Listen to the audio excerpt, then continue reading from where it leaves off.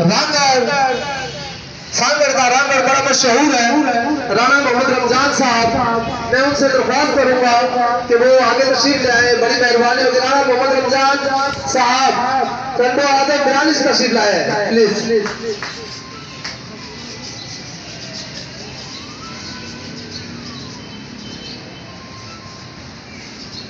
चकड़ा बिरादरी के हमारे प्रेसिडेंट अपना खुर्शीद भाई जो कि तलवार लेकर आए हैं राजपूत बिरादरी की, जिससे केक काटा जाएगा अपनी टीम के साथ, और फारूक जान भी अपनी टीम के साथ, और आजम भाई हमारे वो भी तशरीफ ला चुके हैं। हम उनको वेलकम करते हैं दिल की तहे गहराइयों से।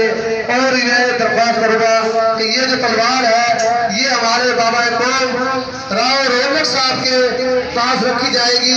बड़ी मेहरबानी, वेलकम। और ये मुश्ताक साहब, डीएसपी साहब, आप हाथ लगाइए इसको तीनों चारों। बड़ी मेहरबानी, थैंक यू। बड़े लाभ बैठिए आप।